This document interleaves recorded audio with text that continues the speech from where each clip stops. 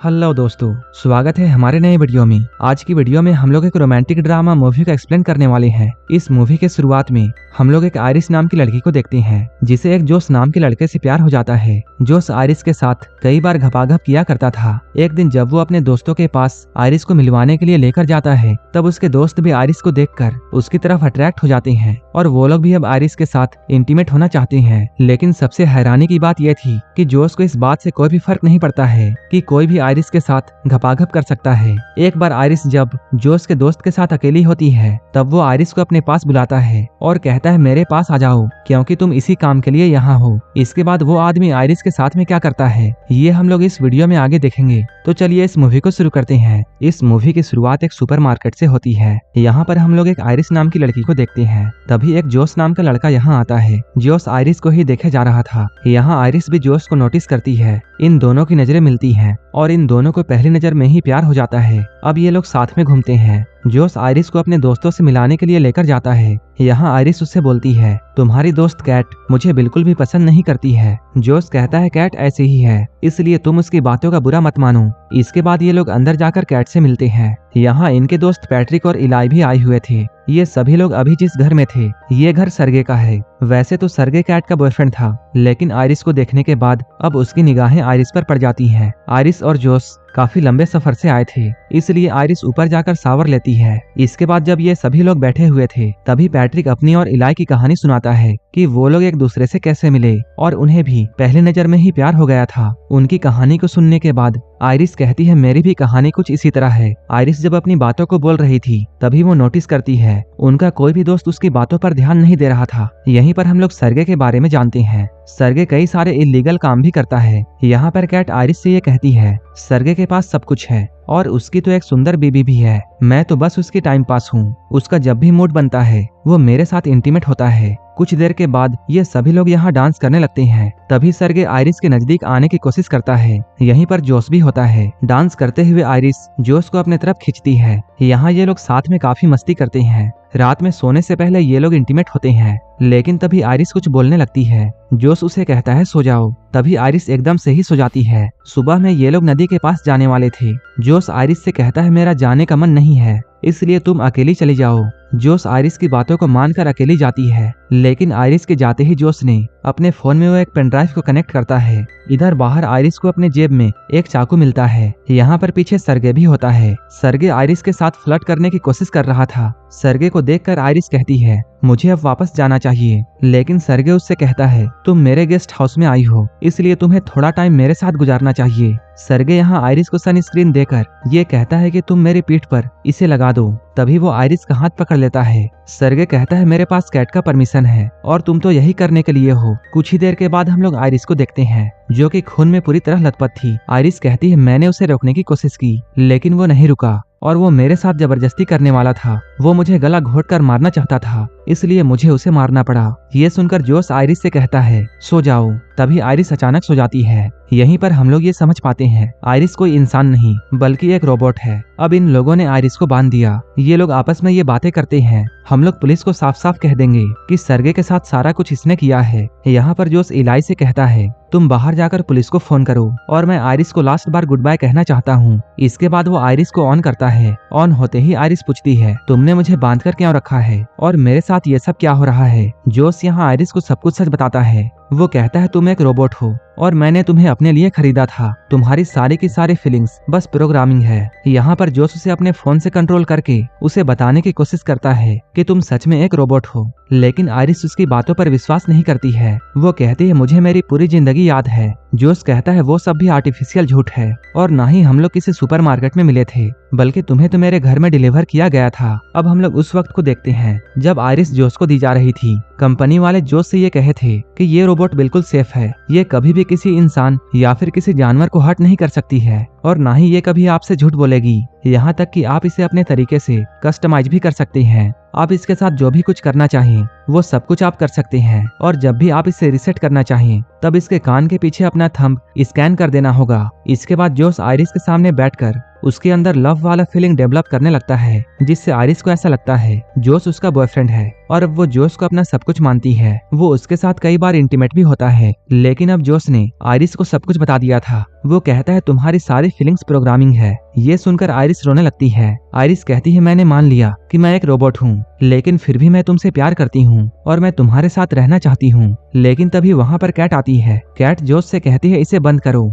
लेकिन जोश आयरिस को बंद करने के बजाय कैट से बातें करने लगता है। कैट कहती है ये हमारा प्लान नहीं था, तुमने उसे दोबारा ऑन क्यों किया? जोश कहता है मैं बस लास्ट बार उसे गुड बाय कहना चाहता था। यहीं पर हम लोग ये जानते हैं ये सारा का सारा कुछ जोश और कैट का प्लान था। इन दोनों ने मिलकर आयरिस के सेटिंग के साथ छेड़छाड़ की थी ताकि वो सरगे को मार दे। लेकिन इधर आयरिस पास में पड़े हुए चाकू की तरफ बढ़ती है। जब जोश उसे बंद करने के लिए उसके पास में आता है, तब आयरिस उसे जोर से एक मुक्का मारती है। कैट ये सब देखते रह जाती है। इसके बाद आयरिस जोश का फोन लेकर यहाँ से निकल जाती है। अब जोश ये सारी बातें इलाई को बताता है। वो कहता है मैंने ही आयरिस के सेटिंग के साथ में छेड़छाड़ की थी ताकि वो सरगे को मार दे और उसका सारा का सारा पैसा हमारा हो जाए। इसके बाद ये लोग इस पैसे में एक हिस्सा इलाई को भी देने की बातें करते हैं। इलाई कहता है तब तो एक हिस्सा पैट्रिक का भी होना चाहिए। जोश कहता है पैट्रिक का कैसे? यहीं पर हम लोगों के सामने एक और बड़ा खुलासा होता है कि पैट्रिक भी एक रोबोट है। ये लोग बातें करते हुए पैसों का 3 हिस्से करने के लिए मान जाते हैं, लेकिन पुलिस के आने से पहले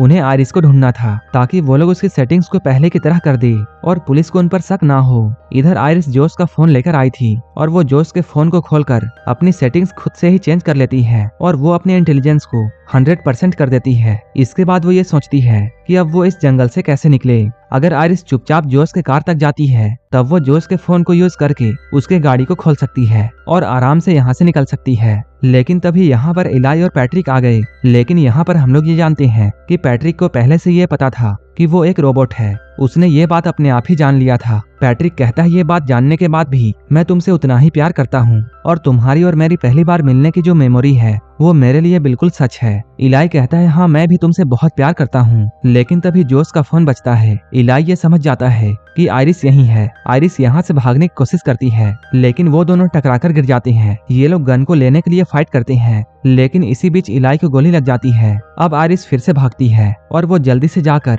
जोश के कार में बैठ जाती है, लेकिन ये कार बिना जोश के वॉइस कमांड के ऑन नहीं हो सकती है। इसके बाद आयरिस अपने कंट्रोल में जाकर अपनी आवाज चेंज करने की कोशिश करती है। तभी बाहर जोश एक पत्थर उठाकर कार के शीशे को तोड़ने की कोशिश करता है। ये शीशा टूटने ही वाला था, लेकिन तभी कार चल जाती है। अब आयरिस जोश को पीछे छोड़कर यहाँ से निकल जाती है। इधर जोश अंदर आकर सरगे का फोन ढूंढने लगता है। उसने सरगे के फोन से अपने कार चोरी होने की कंप्लेन कर दी। तभी कार साइड में लगकर अपने आप बंद हो जाती है और इसके दरवाजे भी अपने आप लॉक हो गए। इसके बाद जोश आयरिस को कॉल करता है। वो कहता है बेबी अभी भी कुछ भी नहीं बिगड़ा है, तुम मेरे पास आ जाओ और हम लोग मिलकर सब कुछ ठीक कर देंगे। हम लोग सारा का सारा ब्लेम पैट्रिक पर डाल देंगे कि उसने ये सब किया है। लेकिन आयरिस ने अपने इंटेलिजेंस को इतना बढ़ा दिया था कि वो जोश के झांसे में आने वाली नहीं थी। आयरिस कहती है तुमने मुझसे मर्डर करवाया है। इसके बाद आयरिस उससे ब्रेकअप कर लेती है। इसके बाद जोश पैट्रिक के पास में जाता है। वो इलाई के थंब प्रिंट से पैट्रिक को रीसेट करता है और वो पैट्रिक को अपने से कनेक्ट कर लेता है। अब पैट्रिक को इलाई के जगह में जोश दिख रहा था। इसके बाद जोश सेटिंग में जाकर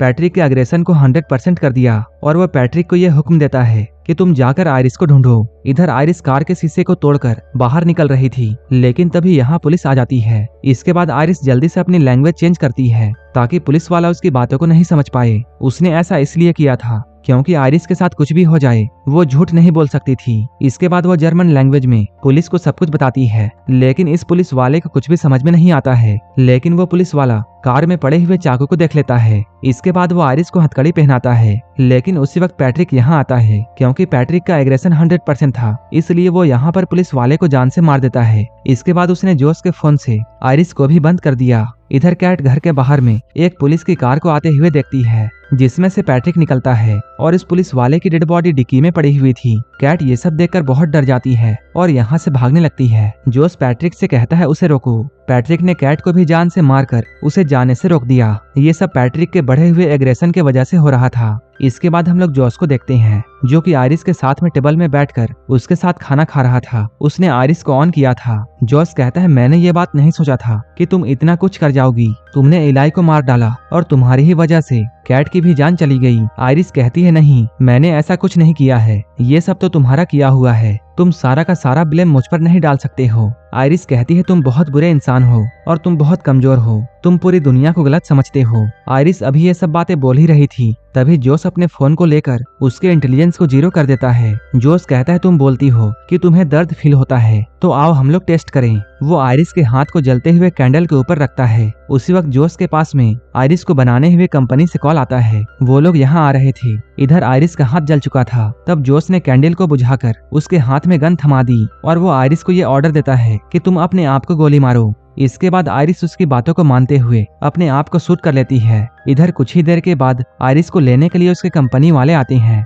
यहाँ उन लोगों के सामने पैट्रिक एक पुलिस वाला बनता है, जिस पुलिस वाले को उसने मार दिया था। वो लोग पैट्रिक को देखकर ये कहते हैं, तुम्हें देखकर ऐसा लगता है कि तुम्हारा चेहरा काफी जाना पहचाना है। लेकिन इन लोगों को याद नहीं आ रहा था कि इन्होंने पैट्रिक को कहाँ देखा है। तभी एक आदमी कहता है, हमारा काम तो बस इस रोबोट को ले जाना है और बाकी का काम हमारे कंपनी वाले देख लेंगे। लेकिन आयरिस के साथ में जो भी कुछ हुआ था उन सभी की रिकॉर्डिंग आयरिस के मेमोरी में होती है और वो मेमोरी कार्ड उसके पेट के एरिया के पास में होती है, जो कि अभी भी बिल्कुल सेफ थी। जोस ये बात जानकर बिल्कुल डर जाता है। कंपनी वालों को भी ये अंदाजा था कि पक्का जोस ने ही आयरिस के साथ में गलत किया होगा और उसी ने इसके सेटिंग के साथ में छेड़छाड़ की है, क्योंकि उनका बनाया हुआ रोबोट इतना कुछ नहीं करता है। लेकिन तभी पैट्रिक इन लोगों के सामने आ जाता है। पैट्रिक इनमें से एक आदमी को मार देता है, लेकिन दूसरा आदमी पैट्रिक से बचकर भागता है। वहीं इधर अंदर इन लोगों के वैन में आयरिस रिबूट हो चुकी थी। इधर बाहर पैट्रिक ने उस लड़के को पकड़ लिया था, लेकिन आयरिस यहाँ आकर पैट्रिक को हर्ट नहीं कर पाती है, क्योंकि उसकी सेटिंग्स रिबूट हो चुकी थी।